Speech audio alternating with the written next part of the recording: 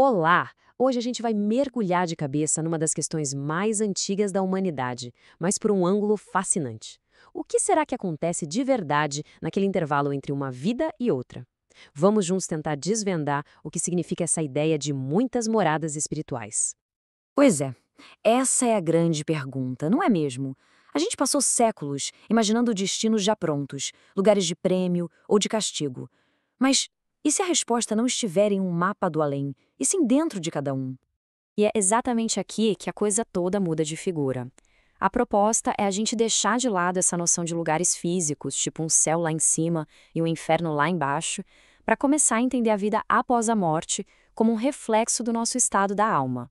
Basicamente, a condição que a gente cultiva aqui e agora é a bagagem que a gente leva para a próxima etapa. Essa passagem super conhecida é o nosso ponto de partida. A gente costuma pensar nessas moradas como quartos num palácio no céu. Só que a interpretação que vamos explorar hoje é bem mais ampla e profunda. Ok, vamos entender isso melhor. Se essas moradas não são lugares, o que elas são, afinal? E aqui está a chave da questão. A casa do Pai seria o universo inteiro. E as moradas? Bom, elas têm um duplo sentido.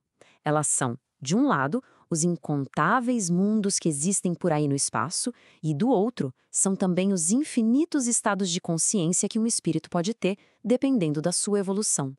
Certo. Isso nos força a repensar completamente o que a gente entende por céu e inferno.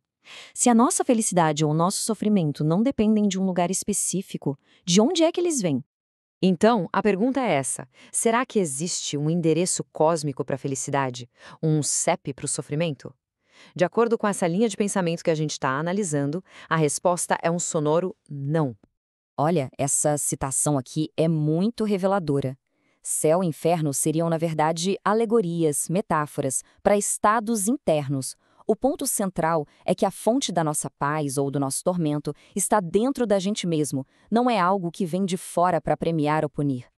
Em outras palavras, a experiência que a gente tem no mundo espiritual é um reflexo direto do nosso nível de amadurecimento, tanto moral quanto intelectual. Ou seja, a gente carrega o nosso paraíso ou o nosso inferno na nossa própria consciência. E para ilustrar isso, tem uma analogia que é perfeita. Imagina só um concerto. Para um músico experiente, cada nota, cada harmonia é uma fonte de prazer enorme. Agora, para alguém que não tem essa sensibilidade musical, pode ser só um barulho.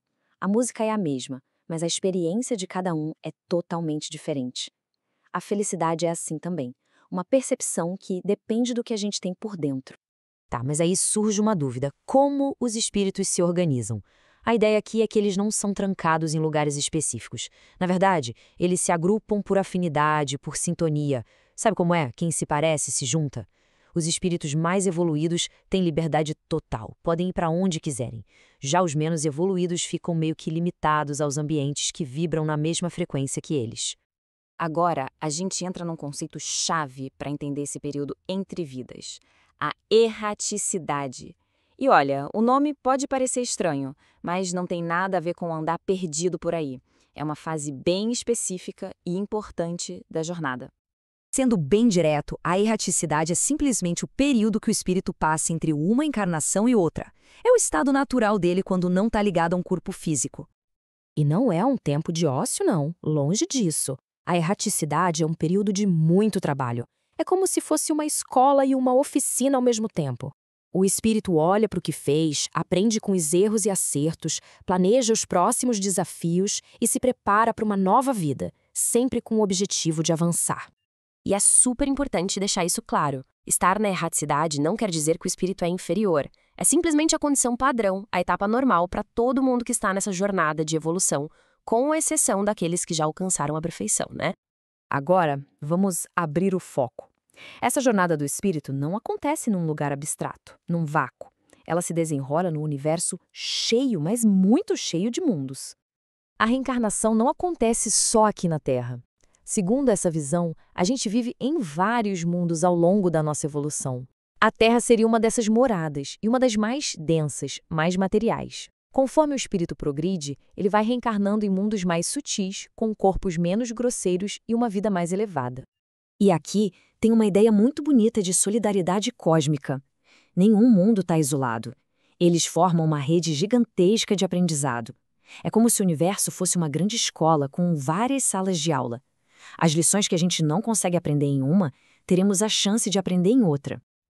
Então tá, juntando todas essas peças do quebra-cabeça, qual é o grande objetivo disso tudo? Desse sistema todo de vidas, mundos e estados de alma? Essa citação responde àquela pergunta: ué, mas não seria melhor ficar só como espírito para sempre? A resposta é bem direta: não, porque isso seria ficar parado, estagnado. E o objetivo é justamente o contrário: é o movimento, é o progresso constante. No fim das contas, o que tudo isso nos diz é que a jornada espiritual não é sobre chegar a um destino final, estático, é sobre uma viagem dinâmica, infinita, de autodesenvolvimento, de se tornar cada vez melhor, mais sábio, mais amoroso. O destino não é um lugar, e sim uma direção: progredir sempre. Isso tudo nos deixa com uma reflexão muito forte para terminar.